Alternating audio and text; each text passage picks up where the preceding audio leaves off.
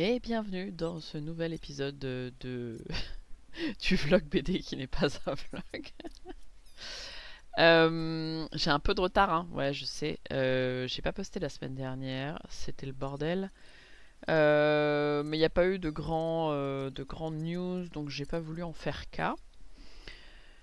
Euh, le plus gros morceau au final la semaine dernière, ça a été que j'ai fini mon plus gros set de pages pour Ligaré. J'en avais jamais fait d'aussi gros, j'ai fait 22 pages d'un coup, c'est beaucoup.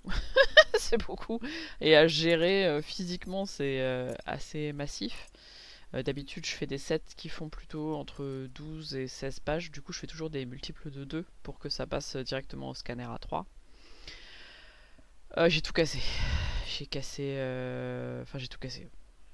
Tout fait planter en tout cas. Le scanner a planté. Photoshop a planté. Clip Studio Paint a planté.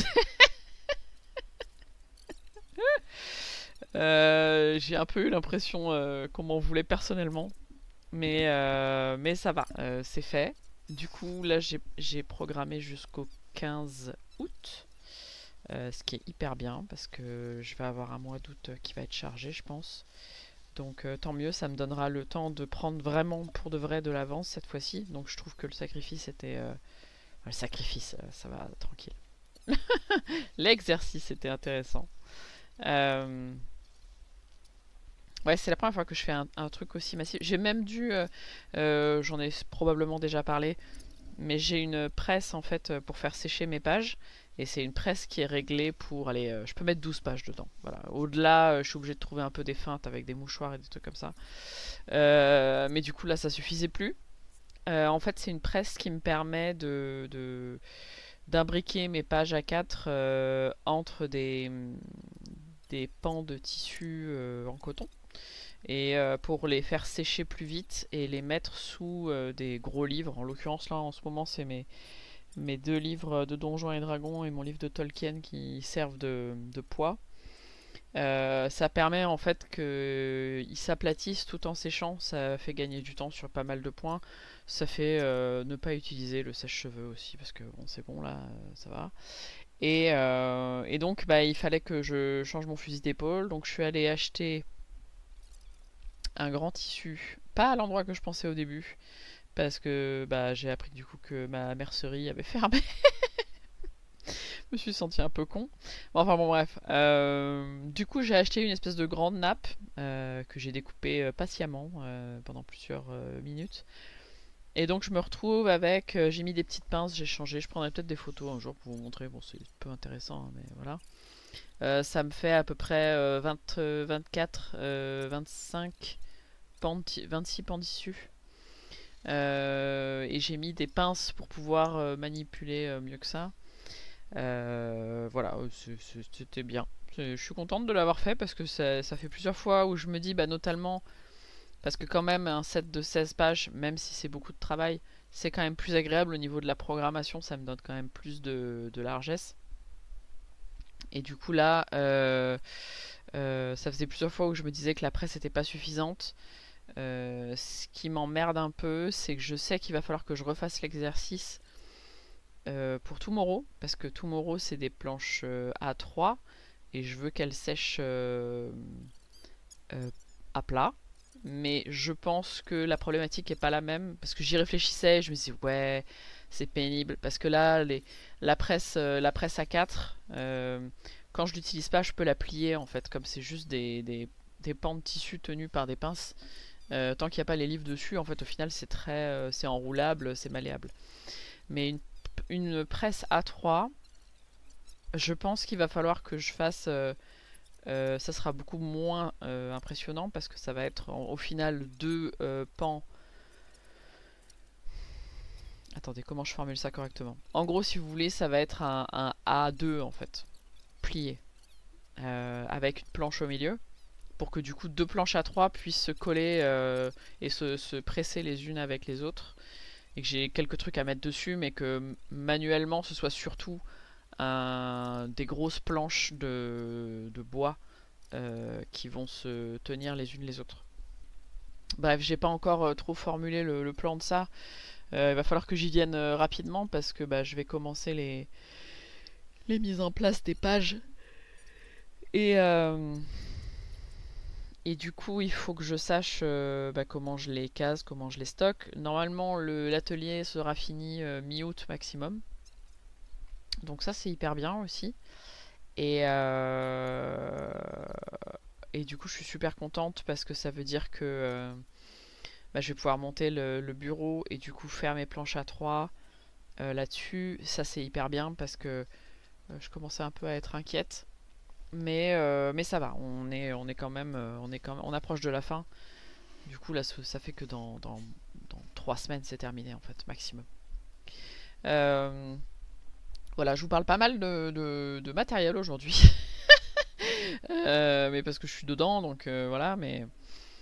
Ouais, les presses, enfin moi de toute façon c'est quelque chose que je fais beaucoup. Pour Ligaré, j'ai créé du coup comme ça, comme la presse, beaucoup d'outils qui me permettent de gagner du temps. En l'occurrence, j'ai aussi une espèce d'équivalent de presse, mais pour faire les cadres des cases, pour pas, pardon, pour pas avoir besoin de recalculer à chaque fois les cases. J'ai un cadre que je pose à chaque fois et je trace le cadre. En fait, tout est fait pour gagner du temps. Euh, c'est pas un objectif que j'ai dans la vie. Je sais qu'il y a des gens qui m'ont posé plusieurs fois la question de pourquoi je prenais le temps d'optimiser autant mon processus. En fait, c'est que j'aime bien beaucoup produire et pour beaucoup produire euh, avec un certain niveau de qualité, il faut que il faut que j'ai des moyens de gagner du temps à certains endroits parce que je veux dire le temps c'est la seule donnée incompressible. Donc Donc je fais toujours de mon mieux. Dès que je vois qu'il y a un endroit qui est optimisable, je le fais. Des fois, ça me demande de tout reprendre de zéro. En l'occurrence, je sais que quand il a fallu passer au scanner A3, c'était tant mieux, mais au final aussi tant pis, parce que ça me permettait d'agrandir les cases de Ligaré pour gagner en qualité. Donc c'est une qualité qui me demande un poil plus de temps de travail. Mais par contre, je sais qu'en termes d'objet final et de lisibilité, et même moi en termes d'évolution du dessin, c'est gagnant. Par contre, du coup, ça a demandé de revoir énormément de process différents. Et en l'occurrence, bah, vous voyez, dans la saison 1, quand je faisais 12 pages, bah, j'avais 24 cases. Mais là, quand je fais 12 pages, bah, j'ai 12 cases. Donc en fait, la gestion du papier, en l'occurrence, là par exemple, j'ai déjà rempli un classeur pour la saison 2. Alors que la saison 1, bon bah j'avais rempli un classeur et demi, je crois, même pas. Donc là, je suis déjà à un classeur et demi, alors qu'on n'est même pas à 200 jours. Voilà. Bon, après, je pense que ça valait le coup. J'ai pas eu trop de retours des gens sur ce point-là. Moi, je suis contente de ce que ça donne parce que je trouve que, au contraire, le gain en termes de qualité de dessin valait la peine, même si au niveau de la gestion, c'est un poil plus compliqué, mais au final, peu importe. Moi, ça m'apprend aussi à dessiner plus grand. Pareil, j'y ai vu un intérêt dans le sens où je savais que pour Tomorrow, il fallait que j'apprenne à dessiner plus grand pour dessiner sur le A3 et être plus à l'aise dans les proportions et tout ça. Donc voilà, il y a tout ça qui s'est joué un peu en même temps. C'est aussi des paris et je pense que quand on veut produire des œuvres un peu longues comme de la bande dessinée ou de l'animation, c'est pas mal de faire des paris sur son matériel, sur ses process et de pas forcément s'englutiner dans des choses qu'on pense savoir ou qu'on pense maîtriser. Le process de Tomorrow, je pense pas qu'il changera énormément, mais par contre le process de Ligaré, comme il a pris sur énormément de temps, bah il a changé énormément de fois. Malgré moi et malgré plein d'autres choses, mais c'était un peu obligé en fait pour gagner cette aisance quoi. Les pinceaux, le process, les outils ont changé. Là, bah, la dernière fois, j'ai encore changé mon process au dernier moment parce que bah, il faut avouer ce qu'il est, c'est que la Malraux sur ce papier-là, elle accroche trop. Et du coup, elle me fait perdre énormément de temps. Et c'est pas possible. Autant la plume G, franchement impeccable, il n'y a aucun problème, elle est suffisamment ronde et elle fait le job. Mais la marron, je vois elle a sa limite et même la Sagi, au final, c'est plus de troubles que c'est plus d'emmerdement que de gain de temps. Donc pour moi, le calcul, il est vite fait aussi dans ce sens-là. Donc du coup, là, je fais le premier ancrage effectivement à la G. Et après, je fais les noirs avec le pinceau. Tout ce qui est carreau aussi avec le pinceau. Et les détails avec un micron 0,2 je crois. C'est sur ça que je me suis arrêté au final. Voilà, donc ça me permet pareil de gagner énormément de temps. Parce que du coup avec la main rouge, je m'énervais énormément. Je pense que ça se voit sur les cases de juin-juillet.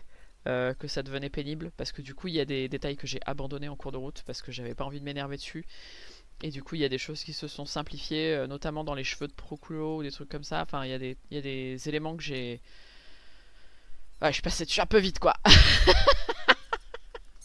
Euh, bon des fois je me dis que ah c'est chiant, il faudrait revenir sur toutes les pages, patati patata. Et après je me dis aussi que c'est l'ADN de Ligaré qui veut ça. Et du coup, par conséquent, euh, je peux pas ignorer le fait que par nature, c'est une BD qui, comme Bonjour Calumis, euh, ne peut pas rester d'un point A à un point B similaire parce que de toute façon, elle traverse plusieurs années. Là, on est déjà à 1 an et demi de Ligaré. Dans ce même laps de temps, j'aurais fait un tome de Tomorrow. Et j'en aurais fait presque deux et demi de Ligaré. Donc c'est des rapports de temps qui sont très différents. Je pense que c'est important quand on fait de la BD de bien conscientiser toute cette partie-là. Parce qu'en fait, c'est facile de se reposer sur ses acquis et de laisser un peu le truc couler. On est dans des métiers où l'entropie elle est super forte, c'est-à-dire cette capacité à s'effondrer sur soi-même et à se contenter de ce qu'on sait. Or, c'est pas forcément une bonne solution euh, dans la mesure où vous l'avez forcément déjà observé si vous êtes un peu tatillon, mais il y a beaucoup d'auteurs et d'autrices qui très clairement au bout d'un moment arrêtent de se maintenir on va dire et du coup de faire des exercices et tout ça et leur style graphique dégénère mais pas dans un sens devient dégueulasse mais devient une parodie de lui-même en fait au bout d'un moment. Ça s'observe beaucoup chez certains mangaka, certaines, parce que du coup c'est des gens qui dessinent énormément et du coup qui sont dans un truc de rapidité ou de production qui est hyper intense et du coup la dégénérescence en fait du dessin se voit d'autant plus. Ça se voit chez certains auteurs franco-belges ou chez certains américains, mais je trouve beaucoup moins. C'est beaucoup plus facile de se rendre compte de l'entropie d'un auteur japonais ou d'une autrice japonaise parce que du coup le taux de production est tellement plus élevé que l'entropie en fait est vraiment beaucoup plus forte.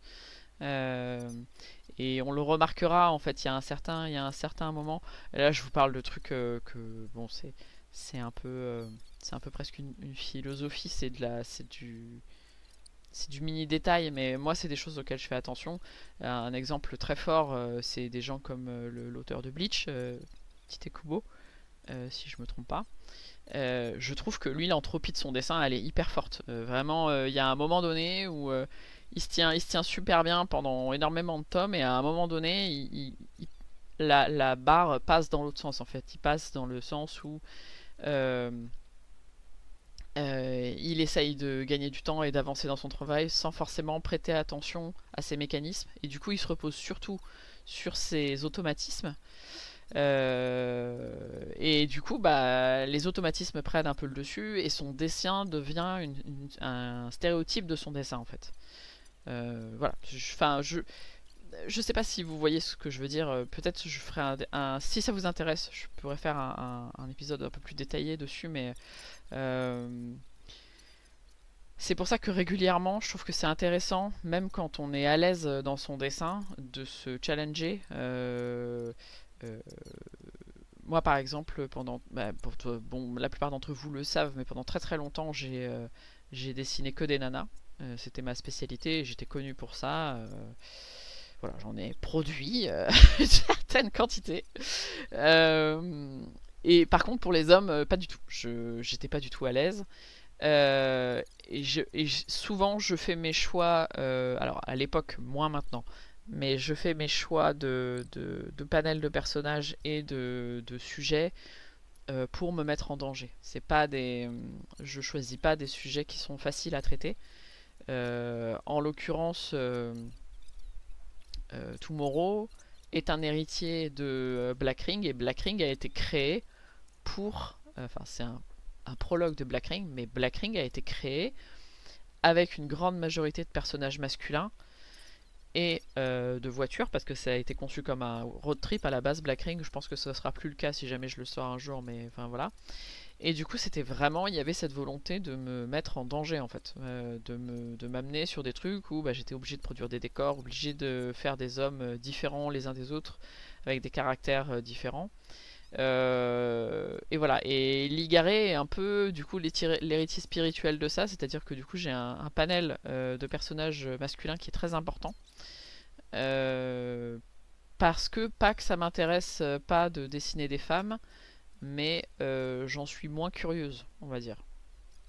Du coup, mes personnages féminins, la plupart du temps, sont euh, plus forts, je trouve, parce que du coup, je sais déjà comment les manipuler, et je dis manipuler en termes scénaristiques, mais j'ai moins de problèmes, je me pose moins de questions de cohérence, d'attitude, de tout ça.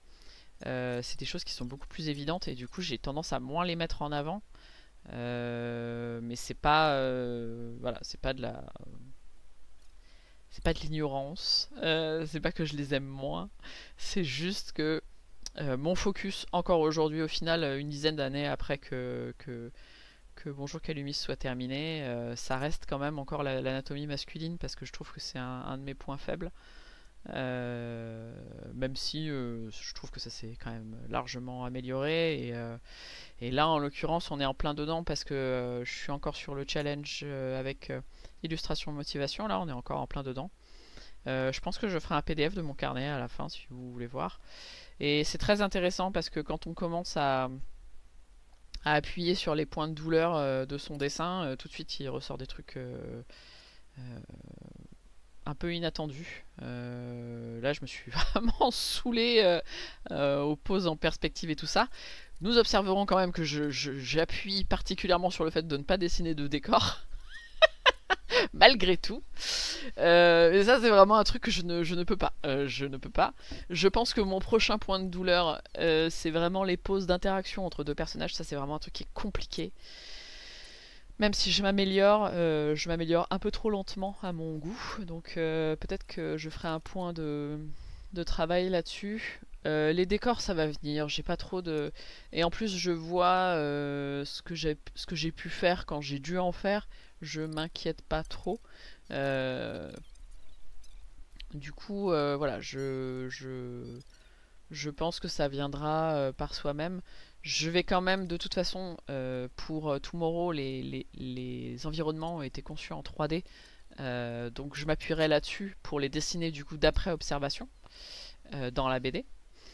Et ça m'aidera à me figurer. Et je pense qu'après, ça. De toute façon, je pense que l'après Tomorrow sera vraiment déterminant. Parce que il y a beaucoup de choses pour Tomorrow que je vais faire que je n'ai jamais fait. Et ça, mine de rien, c'est même si ça me fait un peu peur, ça me passionne aussi énormément parce que en fait, au final, je vais sur des points de douleur qui, je sais qu'une fois qu'ils auront été abordés et un peu démystifiés, ce sera des nouvelles possibilités de raconter aussi qui s'ouvriront. Après, par exemple, je sais que pour Ligaré, je me pose moins la question. Ligaré, pour moi, c'est un peu comme un théâtre de Guignol.